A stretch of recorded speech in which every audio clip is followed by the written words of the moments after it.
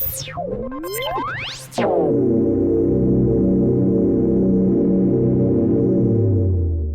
is your weekly report on corruption in the Philippine government. A police officer assigned to the Eastern Police District is currently being investigated for his erratic driving of a motorcycle in Mandaluyong City that was caught on video and uploaded on social media, the EPD said. In a statement issued by the EPD on Thursday, November 6, the policeman was seen on video riding a motorcycle along Shaw Boulevard without wearing a protective helmet and swerving dangerously on the road multiple times. The National Police Commission identified the rider as Chief Master Sergeant Homicida Zabano. Immediately upon identification, it was confirmed that the said personnel is assigned to the district headquarters support unit of EPD. The concerned personnel was directed to report immediately and required to submit a written explanation regarding the incident, the EPD said. Likewise, the District Investigation and Detective Management Division was ordered to conduct a thorough investigation to determine the facts of the case. Should the investigation find the officer liable for his actions, appropriate administrative charges will be filed against him in accordance with existing rules and regulations, it added. The police force clarified that the incident is an isolated case, stressing that it will not condone or tolerate any misconduct or violation of laws, including traffic rules, committed by its personnel. All members of the EPD are expected to uphold the highest standards of discipline, integrity, and professionalism at all times. The Eastern Police District remains steadfast in its commitment to serve and protect the community responsibly and to be exemplars and not exempt in enforcing the law properly, the EPD noted. Meanwhile, Napolcom Chief Commissioner Rafael Calinazan directed the agency's inspection, monitoring, and investigation service to immediately initiate administrative proceedings against Abano. No one is above the law, especially those sworn to enforce it. I will not allow our policemen to swerve and protect themselves from accountability, Calinazan said. According to him, the Land Transportation Office issued a show cause order to Abano, who was identified as both the registered owner and driver of the involved motorcycle. The LTO directed Abano to appear before its Intelligence and Investigation Division on November 14, 2025, at the agency's main office in East Avenue, Quezon City. He is required to submit a verified written explanation on why he should not be held liable for the following violations: disregarding traffic signs, violation of the mandatory helmet law, and being an improper person to operate a motor vehicle, Calinazan said. Pending the outcome of the investigation, Abano's driver's license had been preventively suspended for 90 days, and the motorcycle placed under alarm, effectively blocking any transactions involving the vehicle, he added. The official assured the public that it is working closely with the LTO to ensure that proper administrative and disciplinary actions are pursued. We will not tolerate any act of misconduct by members of the Philippine National Police. Police officers must set the example by strictly adhering to the very laws they are mandated to enforce, the commissioner stressed. The Bureau of Internal Revenue on Thursday filed tax evasion charges before the Department of Justice against 3 former officials of the Department of Public Works and Highways, Bulacan 1st District Engineering Office. Named respondents are former District Engineer Henry Alcantara, former Assistant District Engineer Bryce Erickson Hernandez, and former Construction Section Chief J.P. Mendoza. We conducted a lifestyle check on Alcantara, Hernandez, and Mendoza. These 3 ex-DPWH officials had lavish lifestyles. We discovered 1.6 billion pesos in income tax deficiencies alone after investigating their financial transactions, properties, business interests, and tax returns of the aforementioned individuals. This is a clear case of tax evasion, BIR Commissioner Romeo Lumaga Jr. said in a statement. The 3 ex-government officials face charges for tax evasion, and willful failure to file and willful failure to supply correct and accurate information in their income tax returns. The BIR said the officials derived significant income from so-called proponents' shares or kickbacks from ghost flood control projects, which they allegedly laundered through casino gambling. Through the Philippine Amusement and Gaming Corporation and casino records of the 3 officials, the BIR confirmed that they exchanged cash for casino chips grossly disproportionate to their declared sources of income. Further examination of the BIR, Land Registration Authority, and Land Transportation Office records revealed that the officials acquired luxury vehicles, high-value properties, and other personal assets also grossly disproportionate to their declared sources of income. The SALNs and tax returns of Alcantara, Hernandez, and Mendoza cannot justify their lavish lifestyle, their casino records, properties, financial transactions, and business interests are grossly disproportionate to their declared sources of income, Lumagi said. We will continue investigating government officials with direct evidence linking them to anomalous flood control projects. This is the second batch of criminal cases filed in relation to this issue. As of now, we have filed a total of 10 criminal cases, with 8.860 billion pesos in total tax liability. Expect more tax cases to be filed. The BIR said the case was made possible through a whole-of-government approach. The properties, financial transactions, and other pieces of evidence showcasing their lavish lifestyle were pieced together through the help of the Independent Commission for Infrastructure, Anti-Money Laundering Council, LRA, LTO, PAGCA, and licensed casinos. A police officer assigned in Eastern Samar is now in custody after he was arrested for allegedly robbing a vegetable vendor in Abuag. Letter. He sustained a gunshot wound when he reportedly pointed a firearm at another off-duty cop, who shot him in self-defense while attempting to arrest him for the robbery. The incident occurred around 4 p.m. on Tuesday in Barangay Nalabunan, Abuag, where the victim, identified only as alias Lenny, 30, of Barangay Pagsangan, was buying vegetables from a truck. The Philippine National Police Letter Office reported on Friday. The suspect, wearing a black raincoat, allegedly snatched the vendor's gold necklace worth 42,000 pesos and a belt bag containing 15,000 pesos in cash before fleeing on a motorcycle. An off-duty police officer who was nearby witnessed the robbery and immediately identified himself as a law enforcer. When he attempted to intercept the fleeing suspect, the latter allegedly drew a short firearm and aimed it at the officer, prompting the latter to fire in self-defense. A few hours later, investigators from the Abuag Municipal Police Station learned that a man with a gunshot wound had been admitted to Baybay City Hospital. Coordination with nearby police stations confirmed that the wounded man was a 37-year-old police master sergeant assigned at the Eastern Samar Police Provincial Office and a resident of Zone 1. Javier. Letter. Authorities arrested the suspect at the hospital and recovered from him a PNP-issued firearm with 13 live rounds, a black Honda Click motorcycle, the raincoat used during the robbery, and 7,720 pesos in cash. The officer remains under police custody while charges for robbery and violations of the Philippine National Police Code of Conduct are being prepared. It is deeply disappointing that one of our own is allegedly involved in this criminal act. While we commend the immediate response of our personnel on the ground, we want to assure the public that this incident is being dealt with utmost transparency and impartiality. Colonel Dionisio Apus Jr., Letter Police Provincial Director, said in a statement. He assures the public that the case will be pursued with due process and fairness.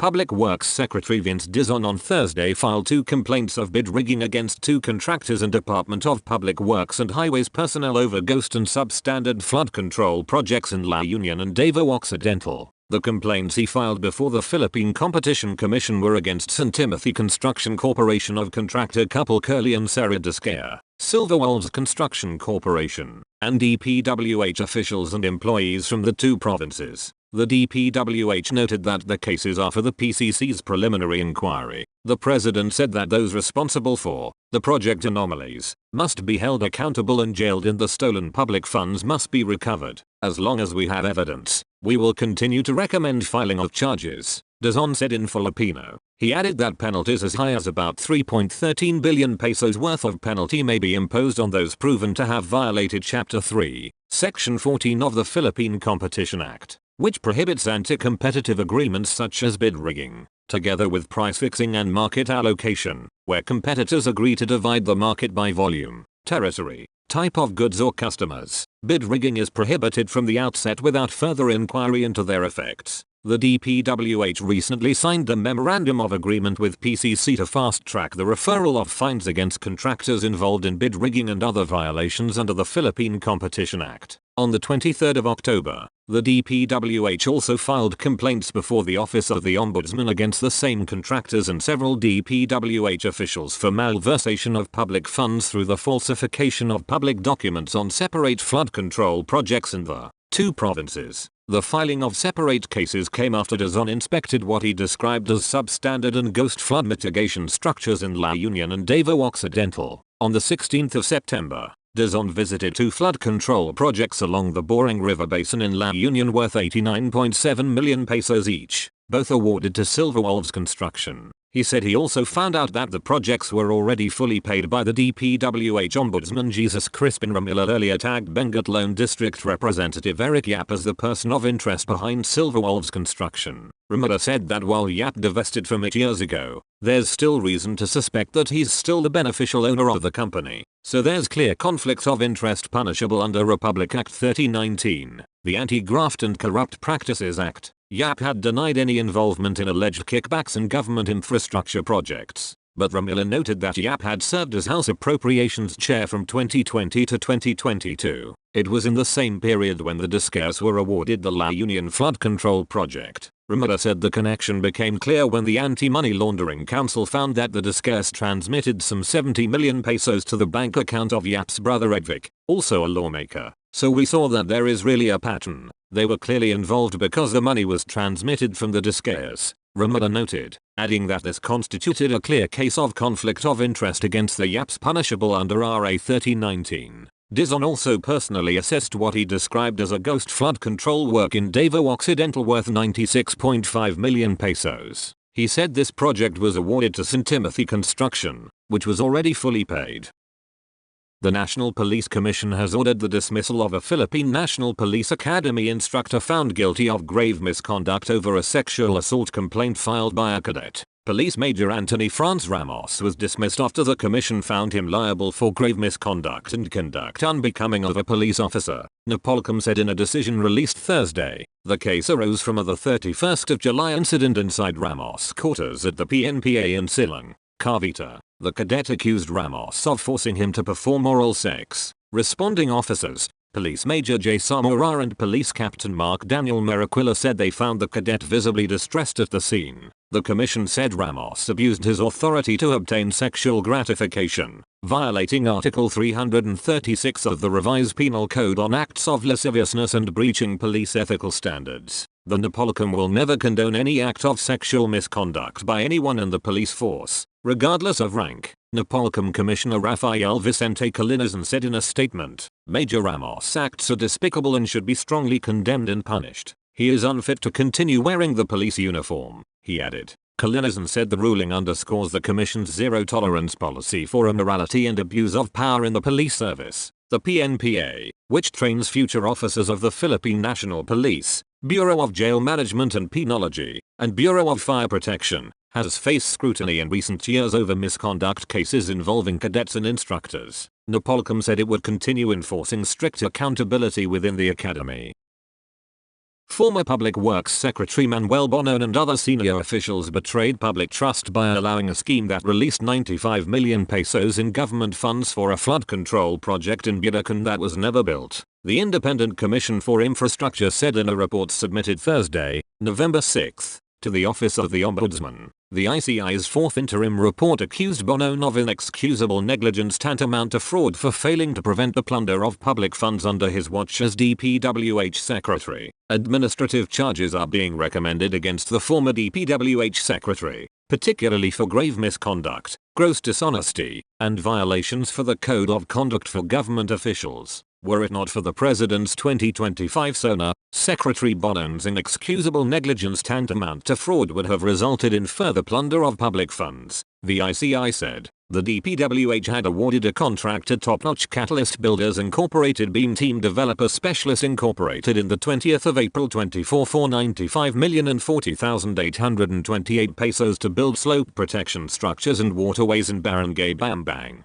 Bocor, Bulacan. By the 20th of January 25, the government had paid the contractor 98,998,749 pesos, full payment for a project that was certified as 100% complete. But when state auditors inspected the site on the 20th of September 25 using the location specified in approved bid plans, they found no work or structure at the designated location. According to the ICI report, the COA report concluded the project was never implemented despite full payment. The existence of statements of work accomplished bearing stamps marked paid despite the non-completion of construction at the approved site shows that the payment was based on a non-existent or unimplemented project, the ICI said. The ICI found that DPWH officials from the Bulacan 1st District Engineering Office conspired with Top-Notch to facilitate the release of government funds for a purportedly completed project which, in truth, was never implemented. The scheme required multiple DPWH officials to sign off on falsified documents at different stages.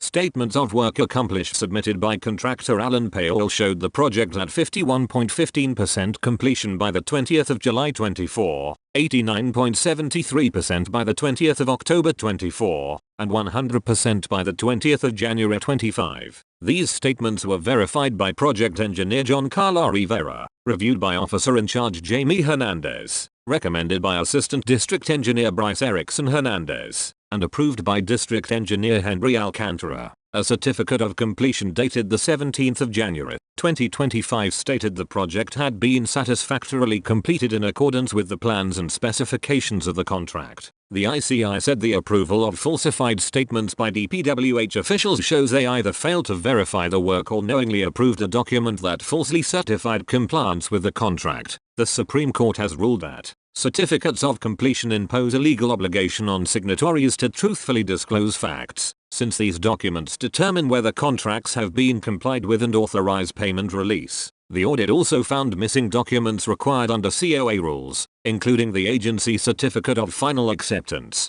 geotagged photographs taken before, during and after construction, and test results. The Commission said the deliberate suppression or non-submission of these essential documents further hindered effective project validation, supporting the claim of an intent to deceive the government. The ICI recommended administrative charges against the following DPWH officials: Manuel Bonon, former DPWH Secretary Roberto Bernardo, former Undersecretary for Operations Maria Catalina Cabral, former Undersecretary for Planning and Public-Private Partnerships Henry C. Alcantara, District Engineer Bryce D. Hernandez, Assistant District Engineer Ernesto C. Galang, Chief, Planning and Design Section John Carlos E. Rivera, Project Engineer John Michael E. Marcos, Engineer 2 Erica Justine P. Chico, Engineer 2 Claudine Magdalena S. Magsaque, Engineer 2 Jamie R. Hernandez, Officer in Charge, Maintenance Section. They are accused of grave misconduct, gross dishonesty, conduct prejudicial to the best interest of the service, and violations of RA 6713,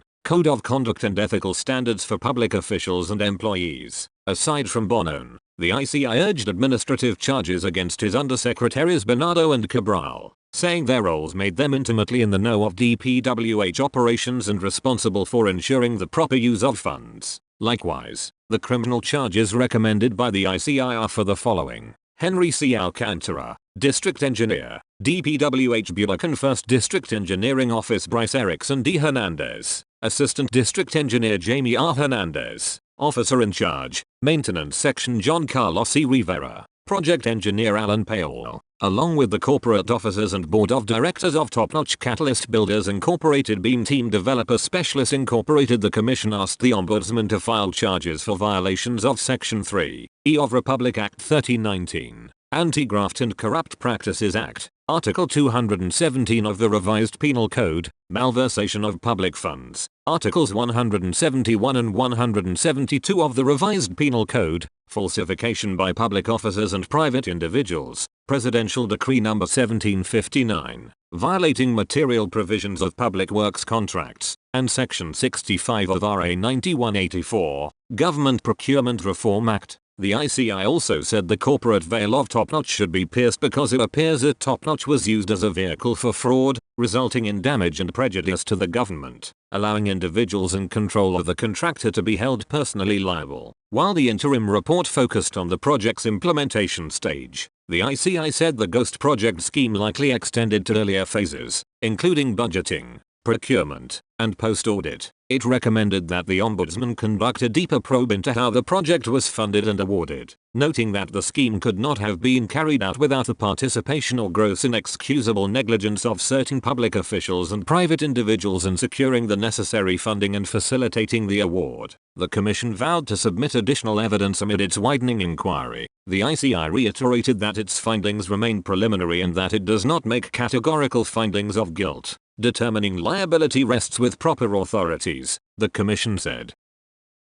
Police are hunting 4 men who shot at Taheruddin Ulmlock, a former Maguindanao del Sur board member, along a busy street here Monday morning. The Tacurong City Police Office said the shooting occurred around 10:45 am in front of a convenience store in Barangay New Carmen. Mlock, 51, a resident of Datupeng Town, had just boarded his bulletproof black sports utility vehicle when two motorcycles arrived with two riders each. The shooter fired at Mlock while he was inside his vehicle, the police said. The victim was unharmed and managed to pursue the suspects, which resulted in a brief exchange of gunfire. The police report said, Mlock and his companions traded shots with the attackers as they fled. Police recovered one of the motorbikes used by the suspects in a ditch in Barangay New Carmen. The motive remained unknown.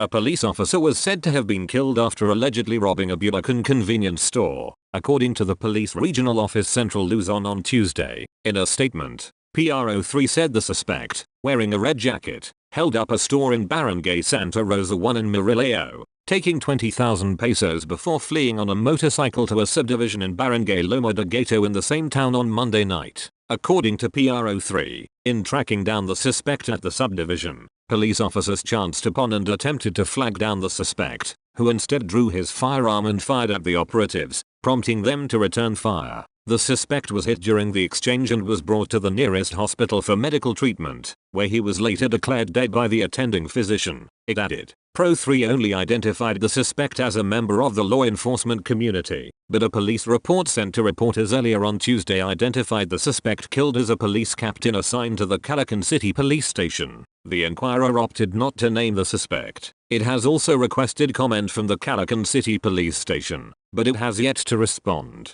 Nonetheless, PRO3 said it launched a comprehensive investigation to determine the suspect's possible involvement in a syndicate engaged in a series of robberies targeting convenience stores across central Luzon. We will continue to strengthen our ranks and ensure that every action we take upholds public trust, PRO3 Director Brigadier General Ponce Rogelio Penones Jr. said in the statement.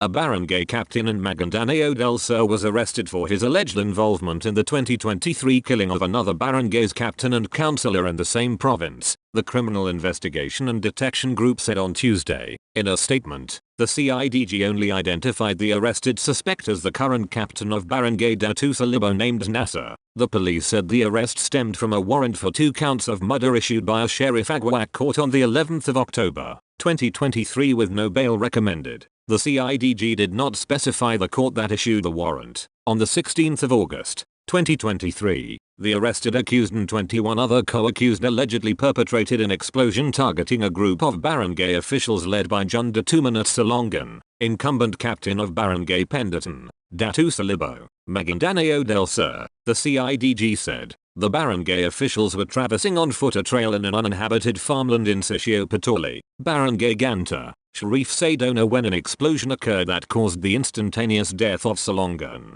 and seriously wounding Barangay Kagod Salik Kata and 8 others. Unfortunately, Kagod Kata succumbed to the injury, it added. The CIDG also noted that it already arrested a municipal councillor named Alan last the 11th of October in connection with the case. A police officer was killed by his superior officer inside the Abra Police Provincial Office Provincial Explosives and Canine Unit Office in Casamata Hill here on Monday night. The Bangued Municipal Police Station identified the victim as Police Staff Sergeant O'Neill Ryan Calica. Investigation said Calica arrived at the office and went to the kitchen. Police Lieutenant Jameson Bulateo, PECU officer in charge, went out of his room and shot Calica in the chest. Bulateo pointed his gun and fired at police senior Edwin Bandok but missed. Bandok shot Bulateo in the chest. Calica and Bulateo were taken to a hospital here where they were declared dead. Follow-up investigation is ongoing.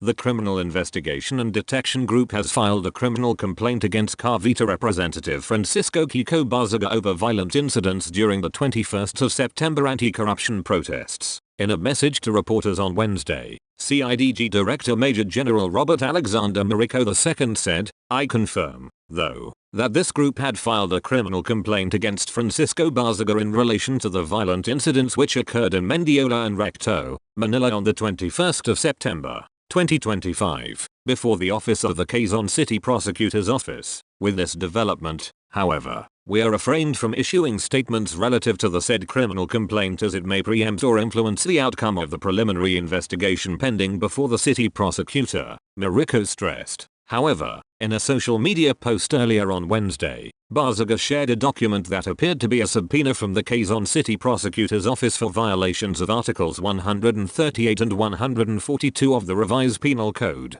which pertain to inciting to rebellion and inciting to sedition, respectively. The violations were allegedly related to Section 6 of Republic Act No. 10175, also known as the Cybercrime Prevention Act. Mariko and the CIDG declined to confirm the charges shown in the post. The document shared by Barzaga said his appearance before the city prosecutor on the afternoons of November 18th and 25th. "This will not stop us. This will only make our revolution stronger," Barzaga said in his post. Last week, the CIDG announced it had filed cases against 97 individuals, whom it did not name, over the violence during the 21st of September rallies. The cases were for Articles 136, 139, and 142, which pertain to conspiracy and proposal to commit rebellion or insurrection, sedition, and inciting to sedition, respectively. The violence erupted at the Ayala Bridge, then at the Mendiola Peace Arch. Police arrested over 200 individuals, and at least one was reported dead during the riots, prompting human rights groups to condemn law enforcers and accuse them of failing to exercise maximum tolerance.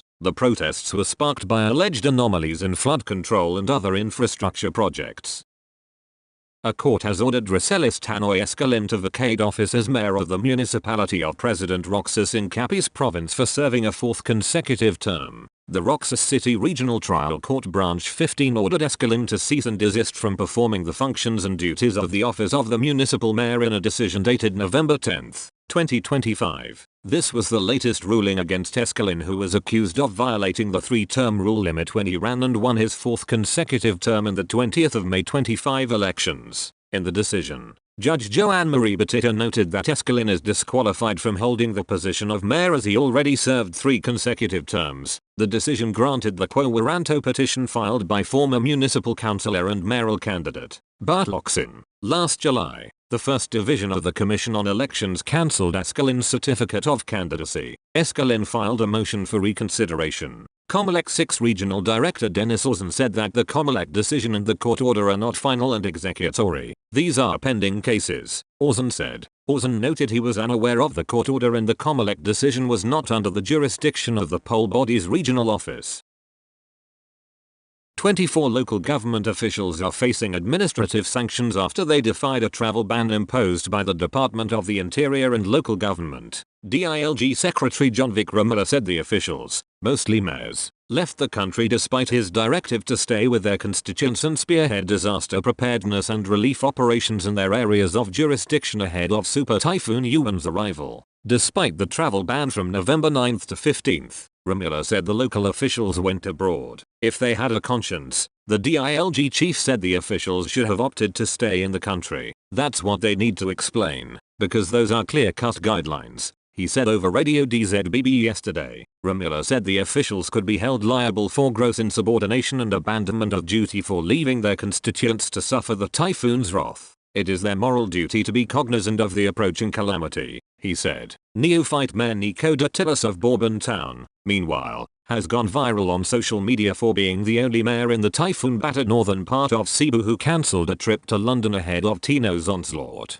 Remilla earlier said local chief executives must be physically present during all phases of disaster management under the Local Government Code and Republic Act 10121, or the Philippine Disaster Reduction and Management Act. Remilla said Isabella Governo Rodolfo Albano III, who was criticized by the public for being on an official business trip in Germany when Yuan hit his province, is not included in the list of officials under investigation. Albano was criticized by the public after he urged constituents to just chill as the typhoon approached the country. According to Remilla, Albano informed him of his trip and left on November 8th, a day before he issued his travel ban. That's all for this week. I'll see you next Friday with more stories of corruption and foolishness within the Philippine government.